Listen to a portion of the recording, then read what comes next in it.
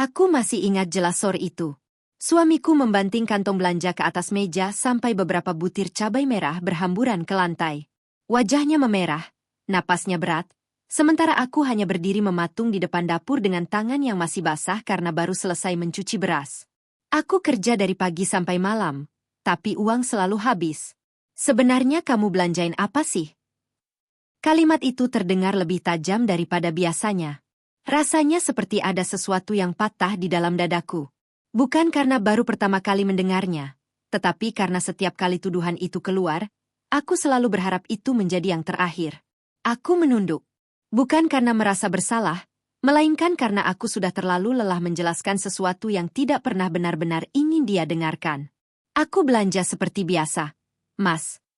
Jangan bohong. Suara itu membuat Nisa yang sedang belajar di ruang tengah langsung terdiam. Pensilnya berhenti bergerak. Anak kami yang baru kelas 4 SD itu hanya melirik ke arah kami tanpa berani berkata apa-apa. Aku menggenggam ujung bajuku erat-erat agar tanganku tidak terlihat gemetar. Apa setiap bulan memang harus begini? Gajiku naik tidak, tapi uang belanja selalu kurang. Kamu pikir cari uang itu gampang? Aku ingin menjawab. Aku ingin mengatakan bahwa setiap lembar uang yang ia berikan selalu kuhitung berkali-kali sebelum kubelanjakan. Aku ingin mengatakan bahwa aku sudah berhenti membeli baju baru hampir 3 tahun. Aku ingin mengatakan sandal yang kupakai bahkan sudah beberapa kali kutambal sendiri. Tapi semua kalimat itu hanya berhenti di tenggorokanku. Karena aku tahu, apapun yang kukatakan hari itu tidak akan mengubah pikirannya. Ia sudah lebih dulu mempercayai prasangkanya. Air mataku hampir jatuh, tetapi kutahan sekuat tenaga. Aku tidak ingin Nisa melihat ibunya menangis lagi. Suamiku menarik dompet dari sakunya, lalu mengeluarkan beberapa lembar uang. Mulai bulan depan aku yang pegang semuanya. Mungkin kamu memang gak bisa ngatur uang. Kalimat itu membuat dadaku sesak. Bukan karena uangnya, melainkan karena kepercayaan yang selama ini kujaga ternyata sudah hilang tanpa pernah diberi kesempatan untuk kubela. Aku hanya mengangguk pelan. Kalau itu memang membuat Mas tenang, aku ikut saja. Ia menghela napas panjang lalu keluar rumah sambil membanting pintu. Suara pintu itu terasa seperti mengakhiri sesuatu yang perlahan memang sudah retak sejak lama. Aku berdiri sendirian beberapa saat. Lalu kurasakan tangan kecil memeluk pinggangku dari belakang. Ibu. Suara Nisa begitu lirih. Kenapa ayah marah terus? Aku memejamkan mata. Pertanyaan sederhana itu justru menjadi yang paling sulit kujawab. Aku membalikkan badan lalu memeluknya erat. Enggak apa-apa, sayang. Ayah cuma capek kerja. Padahal aku sendiri tidak yakin dengan jawaban itu.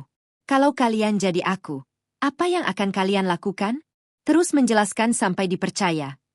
Atau memilih diam agar pertengkaran tidak semakin besar? Keesokan paginya, seperti biasa, aku bangun sebelum azan subuh. Menanak nasi, menyiapkan bekal Raka, menyetrika seragam Nisa, lalu menyapu halaman kecil di depan rumah. Rumah kami sederhana, tidak besar, tidak juga sempit. Rumah itu kami beli dengan cicilan yang sampai sekarang masih harus dibayar setiap bulan. Justru karena itulah aku selalu berusaha sehemat mungkin. Aku mencatat setiap pengeluaran di sebuah buku kecil yang kusimpan di dalam lemari pakaian.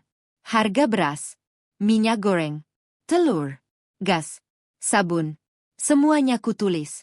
Bahkan uang 1.000 atau 2.000 rupiah pun tidak pernah kulewatkan. Namun entah kenapa, semua catatan itu tidak pernah cukup menjadi bukti bahwa aku bukan istri yang boros. Raka berangkat kerja tanpa banyak bicara pagi itu. Ia hanya mengambil bekalnya, memakai sepatu, lalu pergi. Tidak ada senyum, tidak ada ucapan hati-hati seperti dulu. Aku memandang punggungnya sampai menghilang di ujung gang. Di dalam hati aku masih menyimpan harapan yang sama. Semoga nanti malam ia pulang dengan hati yang lebih tenang. Setelah mengantar Nisa ke sekolah, aku mengambil tas belanja lusuh yang sudah bertahun-tahun menemaniku. Aku berjalan menuju pasar tradisional yang berjarak sekitar 15 menit dari rumah. Pasar itu selalu ramai. Suara pedagang saling bersahutan. Bau sayuran segar bercampur aroma ikan dan rempah memenuhi udara pagi. Aku menyapa hampir semua pedagang yang kulewati. Mereka juga mengenalku. Bukan karena aku sering membeli banyak barang. Justru karena aku hampir selalu datang paling pagi dan menjadi salah satu pelanggan yang tidak pernah menawar berlebihan. Aku membeli sayur secukupnya. Memilih tomat yang masih segar. Menghitung kembali uang di dompetku berkali-kali. Setelah semua belanja selesai, aku tidak langsung pulang. Aku berjalan menuju bagian belakang pasar. Tempat yang tidak pernah diketahui Raka. Tempat yang selama ini menjadi alasan kenapa setiap kali pulang dari pasar, waktuku selalu lebih lama daripada ibu-ibu lain di kampung. Aku menarik napas panjang. Lalu melangkah masuk sambil tersenyum kecil kepada seseorang yang sudah menungguku sejak tadi. Alhamdulillah. Akhirnya kamu datang juga, Sari. Aku membalas senyum itu tanpa menyadari. Di kejauhan, sepasang mata sedang memperhatikanku dari balik deretan kios. Alhamdulillah. Akhirnya kamu datang juga, Sari. Suara Bu Minah selalu terdengar hangat setiap kali menyambutku. Usianya mungkin sudah mendekati 70 tahun. Punggungnya mulai membungkuk. Langkahnya pelan, tapi ia masih memaksakan diri berjualan sayur setiap pagi. Aku meletakkan tas belanjaku di sudut lapak. Maaf ya, Bu. Tadi agak lama pilih-pilih sayur. Bu Minah hanya tersenyum. Enggak apa-apa. Yang penting kamu datang. Tanpa banyak bicara, aku langsung membantu mengangkat keranjang bayam, menyusun tomat, membersihkan daun-daun yang layu, lalu menata cabai agar terlihat lebih menarik di mata pembeli. Pekerjaan itu sebenarnya bukan tugasku. Aku tidak punya kios. Aku juga bukan pegawai pasar. Tapi hampir setiap pagi, selama 1-2 jam, aku selalu membantu beberapa pedagang yang sudah tidak sekuat dulu mengangkat barang dagangan mereka. Jangan terlalu capek, Sari, kata Bu Minah sambil mengusap keringat di dahinya. Aku hanya tersenyum. Masih kuat kok, Bu. Padahal kedua lenganku mulai pegal. Beberapa pedagang lain ikut memanggilku. Sari, habis itu bantu saya angkat karung bawangnya.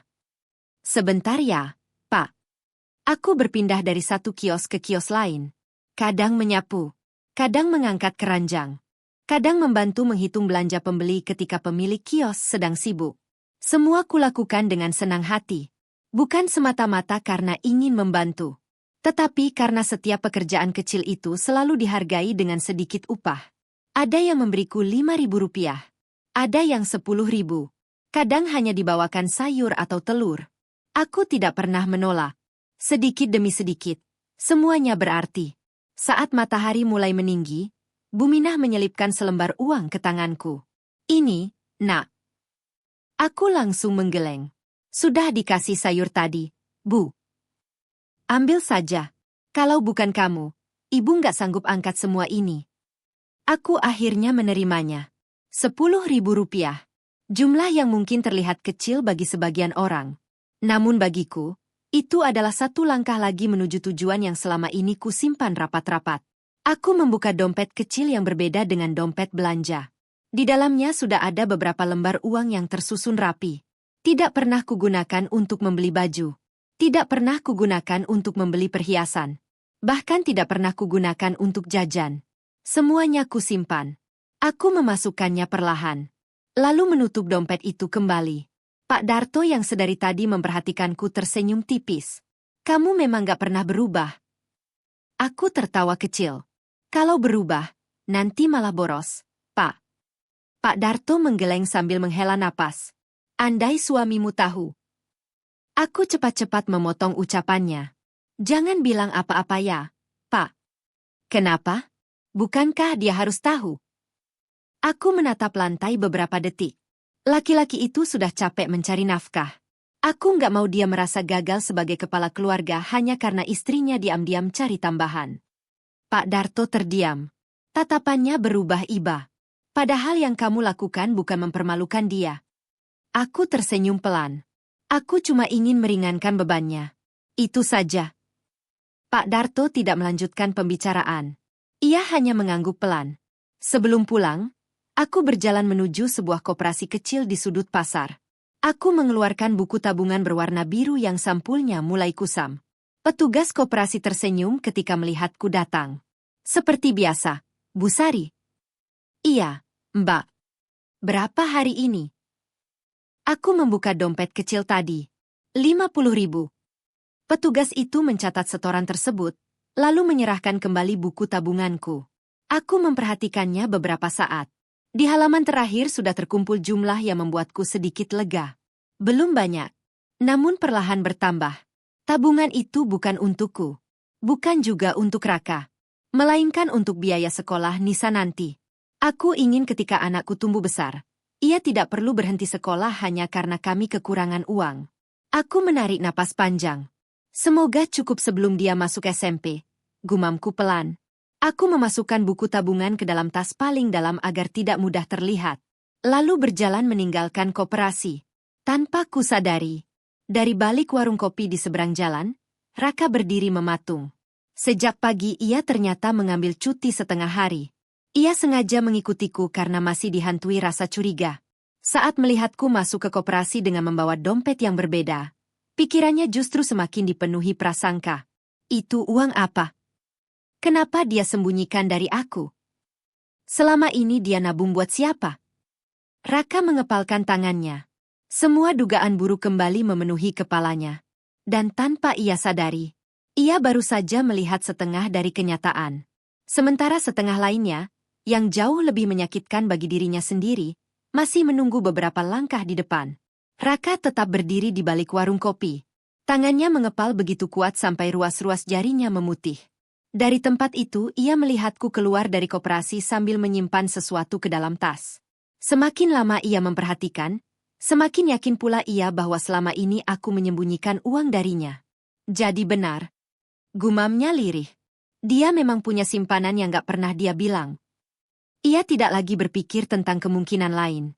Prasangka yang selama berminggu-minggu memenuhi kepalanya kini terasa seperti mendapatkan pembenaran. Padahal, ia belum melihat keseluruhan cerita. Aku sama sekali tidak menyadari keberadaan Raka. Seperti biasa, aku berjalan menuju ujung pasar, membeli 2 potong tahu, sedikit tempe, dan seikat kangkung yang harganya sedang murah. Aku menghitung uang di tanganku berkali-kali sebelum menyerahkannya kepada pedagang. Besok jadi ambil ayam, Bu? Tanya pedagang langgananku. Aku tersenyum pelan. Enggak dulu ya, Pak. Minggu depan saja.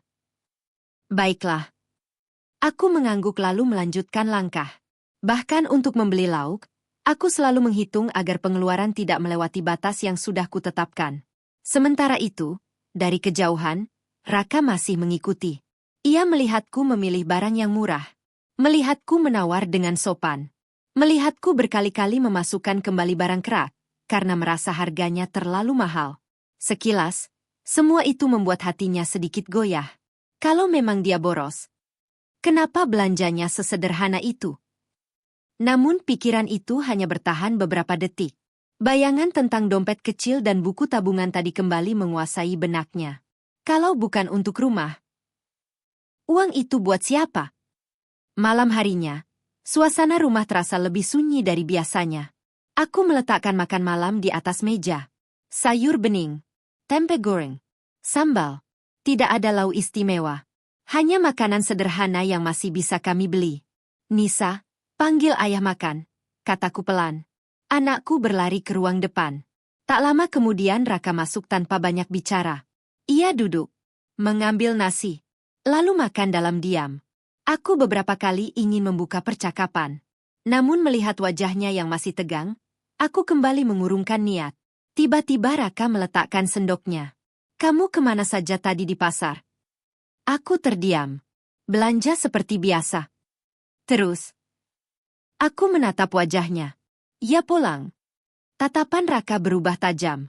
Kamu yakin cuma itu? Jantungku berdetak lebih cepat. Apakah ada seseorang yang melihatku membantu Bu Minah?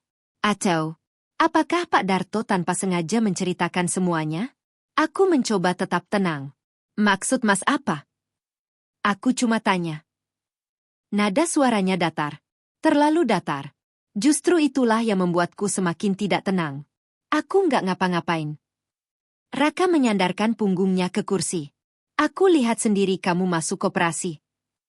Tanganku yang memegang gelas langsung berhenti bergerak. Untuk pertama kalinya sejak kami menikah, aku merasa rahasia yang kusimpan demi keluarga mulai terbuka. Jadi selama ini memang ada uang yang kamu sembunyikan. Aku membuka mulut, lalu kembali menutupnya. Berkali-kali, aku ingin menjelaskan. Sungguh ingin. Tetapi aku teringat alasan kenapa selama ini memilih diam. Jika Raka tahu aku bekerja membantu para pedagang sebelum pulang, ia mungkin akan merasa harga dirinya sebagai suami runtuh. Ia selalu berkata bahwa tugas mencari nafkah adalah tanggung jawabnya. Aku tidak ingin ia menganggap semua usahanya sia-sia. Karena itulah aku hanya menundukkan kepala. Diamku kembali menjadi jawaban yang salah. Raka tertawa pelan. Tawa yang justru terdengar lebih menyakitkan daripada bentakan. Aku nggak nyangka. Aku benar-benar nggak nyangka kamu bisa nyembunyiin uang dari suamimu sendiri. Kalimat itu membuat tenggorokanku terasa sesak. Air mata mulai menggenang. Namun seperti biasanya, aku kembali memilih diam. Di sudut ruang makan, Nisa memandang kami bergantian. Ia menggenggam sendok kecilnya erat-erat. Dengan suara yang hampir berbisik, ia berkata, "Ayah, ibu nggak pernah beli apa-apa buat dirinya." Ucapan polos itu membuat suasana mendadak hening. Namun bukannya luluh, tatapan Raka justru semakin sulit dibaca. Karena di dalam kepalanya, ia sudah mengambil satu keputusan. Besok pagi, ia akan kembali mengikuti istrinya. Dan kali ini, ia bertekad tidak akan pulang sebelum menemukan seluruh kebenaran. Malam itu aku hampir tidak tidur. Setiap kali memejamkan mata, yang teringat justru tatapan Raka saat mengatakan aku menyembunyikan uang darinya. Bukan karena aku takut rahasiaku terbongkar. Aku hanya takut. Kebenaran yang sebenarnya justru akan melukai harga dirinya lebih dalam daripada kebohongan yang selama ini ia bayangkan. Di sampingku, Nisa sudah terlelap memeluk boneka kecil hadiah ulang tahunnya 2 tahun lalu. Aku mengusap rambutnya perlahan. "Maaf ya, Nak. Ayah sama ibu belum bisa kasih rumah yang selalu penuh tawa." Air mataku jatuh tanpa suara. Aku cepat-cepat menghapusnya sebelum mengenai pipi Nisa. Pagi itu semuanya terlihat biasa. Aku memasak, menyeduh teh untuk Raka, menyiapkan bekal, melipat seragam sekolah Nisa. Semua kulakukan seperti tidak terjadi apa-apa semalam. Raka juga bersikap biasa. Justru terlalu biasa. Ia bahkan sempat tersenyum tipis sebelum berangkat. "Bekalnya jangan lupa dimakan, Mas." "Iya." Hanya satu kata. Namun entah kenapa, senyum tipis itu membuatku merasa tidak tenang. Aku tidak tahu bahwa pagi itu ia sengaja meminjam motor temannya. Bukan untuk bekerja, melainkan untuk kembali mengikutiku. Sekitar pukul 8 pagi aku tiba di pasar. Seperti biasa, aku membeli kebutuhan dapur terlebih dahulu. Setelah semuanya selesai, aku berjalan menuju lapak Buminah. Hari itu wajah perempuan tua itu terlihat jauh lebih pucat. "Ibu sakit?" Beliau tersenyum lemah. "Cuma masuk angin sedikit." Aku menyentuh dahinya. Hangat. Tangan ibu juga dingin. "Enggak apa-apa. Ibu istirahat saja." "Lalu siapa yang jualan?" Aku menghela napas. "Sudah, biar saya saja." Bumina sempat menolak. Namun akhirnya ia duduk di kursi kayu kecil di belakang lapak. Sementara aku mulai melayani pembeli. "Bayamnya 2 ikat ya, Bu?" "Baik." "Cabainya sekilo." "Sebentar ya." Aku menimbang sayuran, menghitung uang, memberikan kembalian. Sesekali tersenyum kepada pelanggan. Tidak terasa hampir 1 jam berlalu. Dari kejauhan, Raka memperhatikan semuanya. Kerutan di dahinya mulai berubah. Ia tidak melihatku berbelanja berlebihan. Ia juga tidak melihatku bertemu laki-laki lain. Yang ia lihat justru istrinya berdiri sejak pagi membantu seorang pedagang tua yang bahkan bukan keluarga kami. Kenapa dia capek-capek begini? Gumamnya pelan. Namun ia masih memilih diam. Ia merasa semua itu belum cukup menjelaskan keberadaan uang yang kusimpan. Menjelang siang pasar mulai sedikit sepi. Buminah membuka kotak kayu kecil tempat uang hasil jualan. Beliau menghitungnya perlahan. Lalu wajahnya berubah murung. "Sari?" "Iya, Bu." "Masih kurang." "Kurang apa?" "Besok jatuh tempo utang ke pemasok." Beliau menundukkan kepala. "Kalau nggak dibayar, minggu depan ibu nggak dikasih barang dagangan lagi." Aku ikut terdiam. Aku tahu keadaan Buminah memang sulit. Suaminya sudah meninggal. Anaknya merantau dan hampir tidak pernah mengirim kabar. Selama ini beliau bertahan hanya dari lapak kecil itu. Aku membuka dompet kecil yang selalu kusimpan terpisah. Isinya tidak banyak. Uang hasil membantu para pedagang selama beberapa minggu. Aku menghitung pelan. 50.000, 100.000, 150.000, 200.000 rupiah. Aku menarik napas panjang, lalu menyelipkan uang itu ke tangan Bu Minah. Pakai dulu ini, Bu. Beliau langsung menggeleng. Enggak, Sari. Nanti saya ganti kalau dagangan laku. Ibu nggak usah mikirin itu. Nggak bisa. Saya ikhlas. Tapi ini uangmu. Aku tersenyum. Rezeki bisa dicari lagi. Tapi kalau ibu berhenti jualan, nanti siapa yang bantu Nisa beli jajanan murah setiap pulang sekolah? Bu Minah menutup mulutnya. Air matanya mulai jatuh. Tangannya gemetar ketika menggenggam uang itu. Sari, ibu nggak tahu harus balas apa. Aku hanya mengusap bahunya pelan. Doakan saja keluarga kami sehat. Tanpa kusadari, semua kejadian itu tidak luput dari pandangan seseorang yang berdiri di balik tumpukan karung beras. Raka. Untuk pertama kalinya sejak mengikuti istrinya, dadanya terasa sesak. Namun yang membuatnya semakin sulit bernapas bukanlah uang 200.000 yang baru saja kuberikan, melainkan ucapan Pak Darto yang tiba-tiba terdengar dari belakangnya. Kamu pasti suaminya Sari, ya? Raka perlahan menoleh. Dan ia sama sekali belum siap mendengar kalimat berikutnya. Raka perlahan menoleh. Di belakangnya berdiri Pak Darto, pemilik kios beras yang sudah puluhan tahun berjualan di pasar itu. Rambutnya mulai memutih, tetapi sorot matanya masih tajam. Sejak tadi ia sebenarnya menyadari ada seseorang yang diam-diam mengikuti Sari. Kamu pasti suaminya Sari, ya? Tanyanya pelan. Raka tidak langsung menjawab. Ia hanya menganggukkan kepala. Iya. Pak Darto menghela napas panjang. Sudah berapa lama kamu ngikutin istrimu? Baru 2 hari. 2 hari? Iya. Pak Darto kembali menatap ke arah Sari yang sedang membantu Bu Minah membereskan sayuran yang tersisa. Kalau cuma 2 hari, berarti kamu baru lihat sedikit. Raka mengernyit. Maksud Bapak apa? Pak Darto tersenyum tipis. Kamu mengira istrimu menyembunyikan uang? Pertanyaan itu membuat Raka tercekat. Ia tidak menyangka orang lain bisa membaca isi pikirannya. Saya cuma ingin tahu uang itu dipakai buat apa. Pak Darto tidak langsung menjawab. Sebaliknya, ia mengambil sapu, menyapu lantai kiosnya beberapa kali, lalu berkata dengan suara pelan.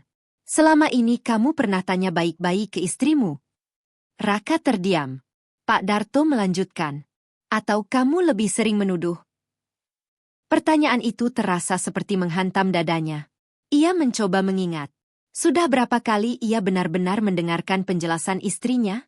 Sudah berapa kali ia memberi kesempatan Sari menyelesaikan satu kalimat tanpa dipotong emosinya? Jawabannya, hampir tidak pernah. Aku. Raka kehilangan kata-kata. Pak Darto menatapnya penuh iba. Kadang yang paling menyakitkan buat seorang istri bukan capeknya mengurus rumah, tapi ketika semua pengorbanannya dianggap sebagai kesalahan. Kalimat itu terus terngiang di kepala Raka. Namun egonya masih berusaha bertahan. Kalau memang dia nggak salah, kenapa harus sembunyi-sembunyi? Pak Darto tersenyum kecil. Karena dia lebih menjaga harga dirimu daripada harga dirinya sendiri.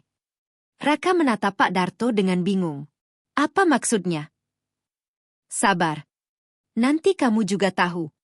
Sementara itu aku sama sekali tidak menyadari percakapan mereka. Setelah membantu Bu Minah, aku berpindah ke kios sebelah. Hari itu Pak Hendra baru menerima kiriman beras. Karung-karung besar memenuhi depan tokonya. Sari? Iya, Pak. Bisa bantu susun sebentar? Tentu. Aku langsung menggulung lengan baju. Karung itu berat. Jauh lebih berat daripada yang terlihat. Aku menyeretnya sedikit demi sedikit bersama Pak Hendra. Keringat mulai membasahi dahiku. Telapak tanganku memerah karena bergesekan dengan karung goni. Namun aku tetap tersenyum. Pelan saja, nak, kata Pak Hendra. Enggak apa-apa, Pak.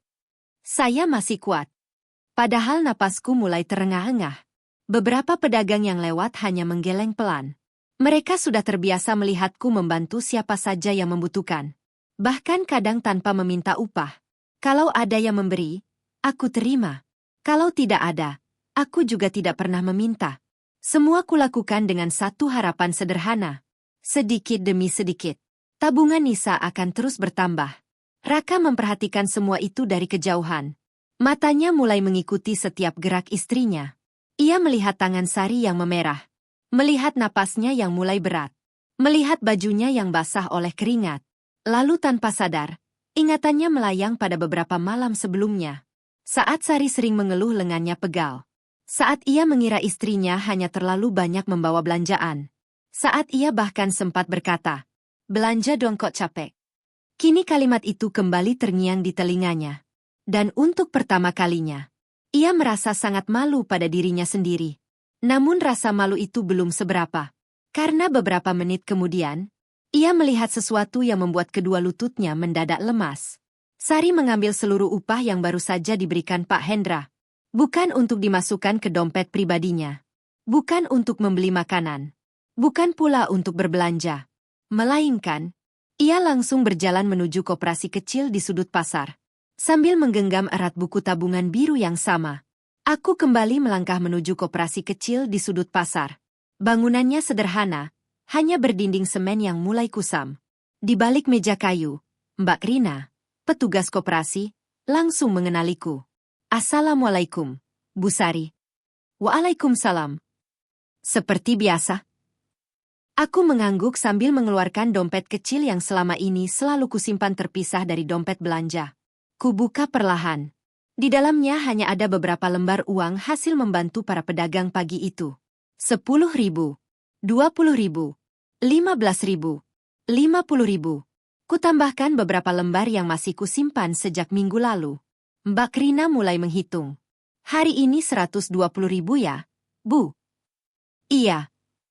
"Masuk ke tabungan pendidikan seperti biasa?" Aku tersenyum. "Iya." Mbak Rina mengisi buku tabungan, lalu menyerahkannya kepadaku. Aku menerimanya dengan hati-hati, seolah benda itu jauh lebih berharga daripada emas. Di halaman terakhir terlihat angka tabungan yang perlahan terus bertambah. Belum cukup. Masih jauh dari targetku. Tapi setiap melihat angka itu, aku selalu merasa semua rasa lelahku terbayar. Aku membayangkan Nisa suatu hari mengenakan seragam SMP baru. Membeli buku tanpa harus menunggu kami punya uang. Belajar tanpa merasa menjadi beban orang tuanya. Itu saja sudah membuatku bahagia. Aku memasukkan kembali buku tabungan ke dalam tas. "Terima kasih, Mbak." "Sama-sama, Bu Sari. Semoga cita-cita Nisa tercapai ya." "Amin." Aku tersenyum lalu keluar dari koperasi. Aku sama sekali tidak tahu. Beberapa meter di belakangku, Raka berdiri mematung. Ia mendengar seluruh percakapan itu. Tidak ada uang rahasia. Tidak ada rekening tersembunyi. Tidak ada laki-laki lain. Yang ada hanyalah seorang ibu yang diam-diam menabung sedikit demi masa depan anaknya. Dadanya mulai terasa sesak. Namun egonya masih berusaha mencari pembenaran. Mungkin itu cuma sebagian. Mungkin masih ada yang belum aku tahu. Ia mencoba meyakinkan dirinya sendiri. Tetapi keyakinan itu semakin rapuh. Pak Darto menghampirinya lagi. "Nah, sekarang kamu sudah mulai mengerti." Raka menelan ludah. "Itu tabungan buat Nisa."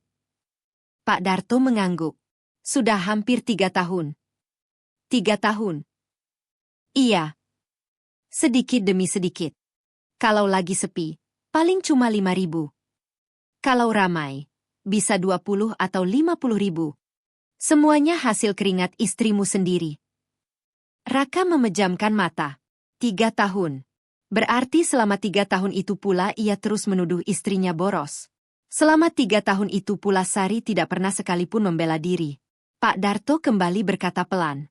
"Dia berkali-kali kami suruh cerita ke kamu. Tapi dia selalu menolak." "Kenapa?"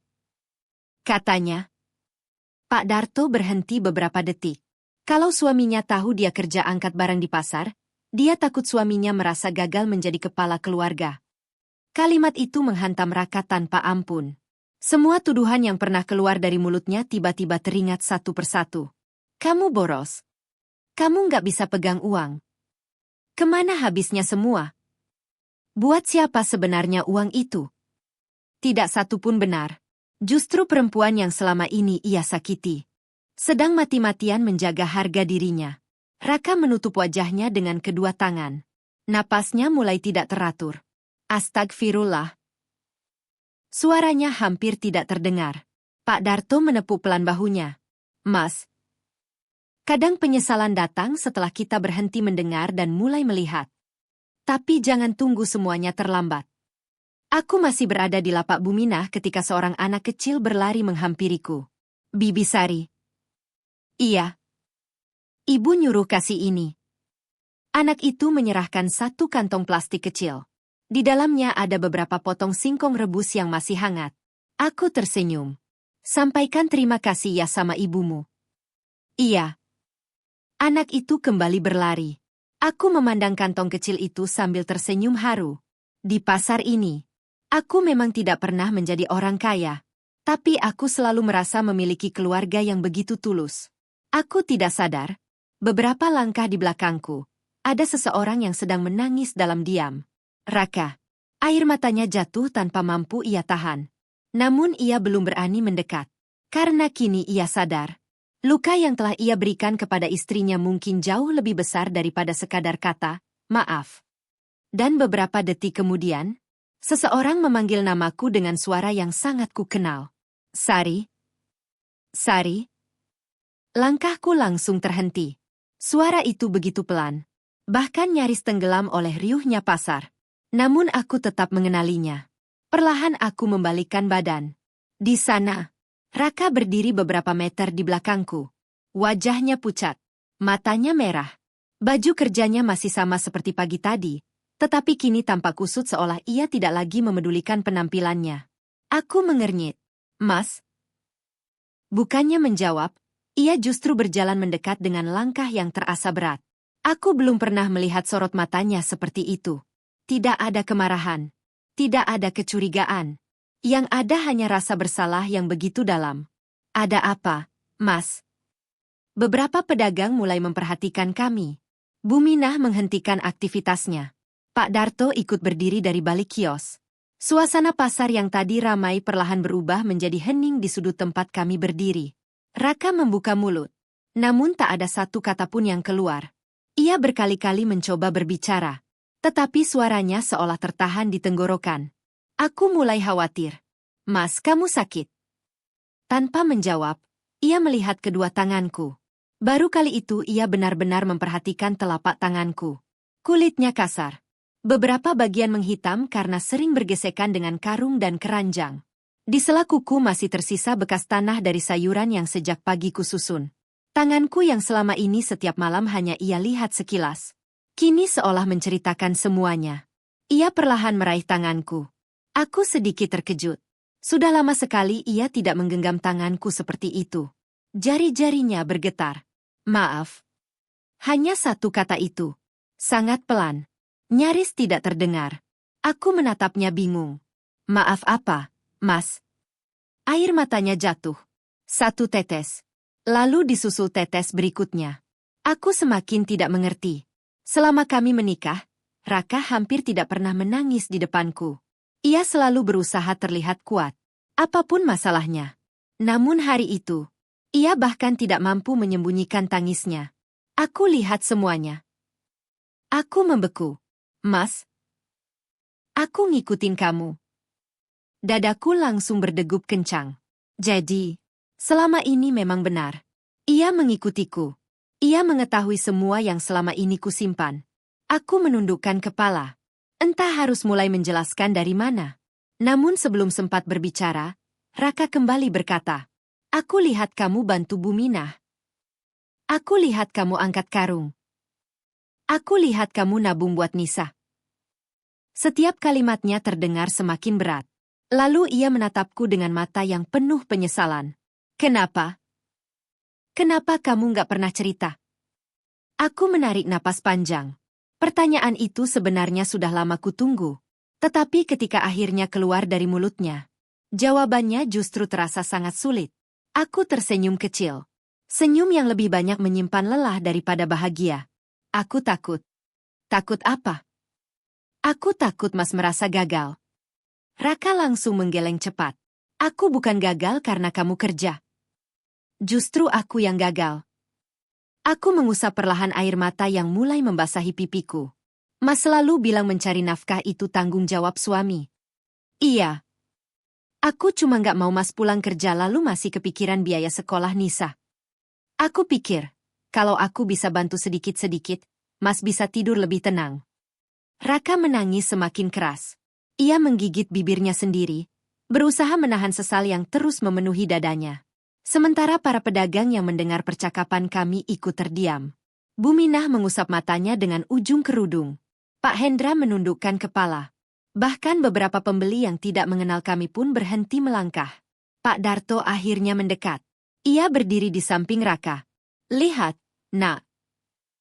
Selama ini istrimu bukan menyembunyikan uang darimu. Dia sedang menyembunyikan lelahnya supaya kamu tidak ikut merasa terbebani. Kalimat itu membuat Raka seolah kehilangan seluruh tenaga. Tanpa memedulikan orang-orang di sekitarnya. Ia perlahan berlutut di hadapanku. Aku langsung panik. Mas, jangan. Namun ia menggeleng. Tidak. Hari itu ia tidak lagi memikirkan harga dirinya. Ia hanya ingin memperbaiki luka yang selama ini ia ciptakan sendiri. Dengan suara yang bergetar, ia berkata, Sari, aku sudah berkali-kali melukai perempuan yang justru paling tulus menjagaku. Aku menuduhmu. Aku merendahkanmu. Bahkan aku hampir mengambil semua kepercayaan yang seharusnya kuberikan. Ia menatapku sambil menangis. Kalau hari ini aku tidak mengikutimu, mungkin aku akan terus menjadi suami yang paling bodoh. Aku tidak sanggup lagi menahan air mata. Selama ini aku tidak pernah berharap dipuji. Aku juga tidak berharap dianggap pahlawan. Aku hanya ingin dipercaya. Dan akhirnya, untuk pertama kalinya setelah sekian lama, Raka memelukku erat di tengah pasar. Pelukan yang selama ini sangat kurindukan. Pelukan yang terasa seolah mengembalikan rumah tangga kami yang hampir runtuh. Menurut kalian, kalau seseorang sudah menyesali kesalahannya sedalam ini, masih pantaskah ia diberi kesempatan kedua? Pelukan itu berlangsung cukup lama. Aku bisa merasakan tubuh Raka bergetar. Bukan karena marah, bukan karena lelah sepulang kerja, tetapi karena penyesalan yang selama ini ia pendam setelah mengetahui seluruh kenyataan. Aku perlahan melepaskan pelukan itu. Mas, sudah. Raka menggeleng. Belum. Aku belum selesai minta maaf. Aku tersenyum tipis, meski air mataku masih terus mengalir.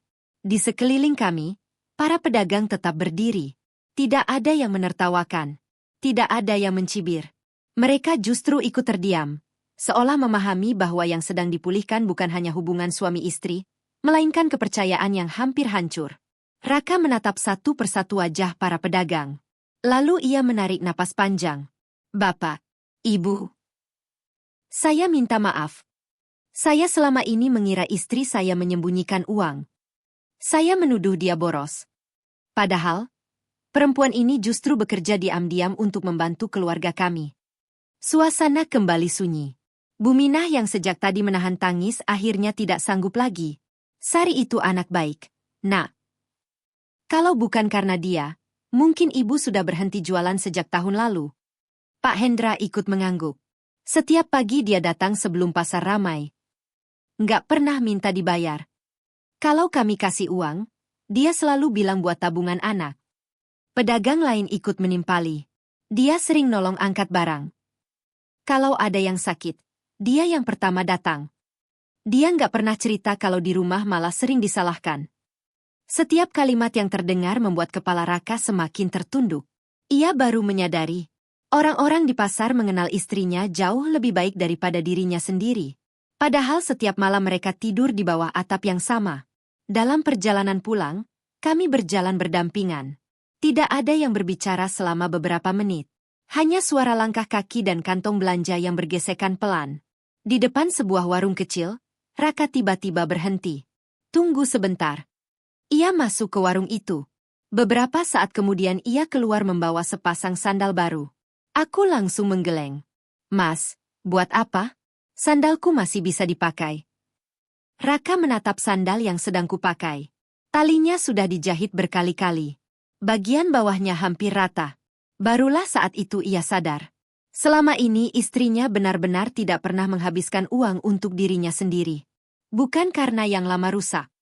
Ini karena aku terlalu lama nggak memperhatikan. Tanganku bergetar saat menerima sandal itu. Bukan karena harganya, tetapi karena perhatian sederhana yang sudah lama tidak kurasakan. Sesampainya di rumah, Nisa langsung berlari menyambut kami. Ayah, Ibu. Kok pulangnya bareng? Raka berjongkok di depan putrinya, lalu memeluknya erat. Nisa? Iya, Yah. Ayah mau minta maaf.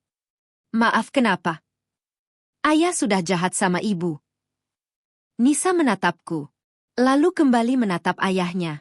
Dengan polos ia berkata, aku tahu kok. Jawaban itu membuat kami berdua terdiam. Aku sering dengar ayah marah. Aku juga sering lihat ibu nangis kalau malam. Tapi ibu selalu bilang ayah orang baik. Kalimat sederhana dari seorang anak kecil itu menghantam hati kami berdua. Aku memeluk Nisa. Raka ikut memeluk kami. Untuk pertama kalinya setelah sekian lama, rumah kecil itu kembali dipenuhi tangis. Bukan tangis karena pertengkaran, melainkan tangis karena kami akhirnya saling memahami. Beberapa bulan kemudian, kehidupan kami memang belum berubah menjadi kaya. Raka tetap bekerja keras setiap hari. Aku masih sesekali membantu para pedagang di pasar. Bedanya, kini tidak ada lagi yang disembunyikan. Kalau aku ingin membantu Bu Minah, Raka ikut mengantar. Kalau aku mendapat upah, kami menghitungnya bersama lalu memasukkannya ke tabungan pendidikan Nisa. Kadang Raka bahkan ikut membantu mengangkat karung beras ketika hari libur.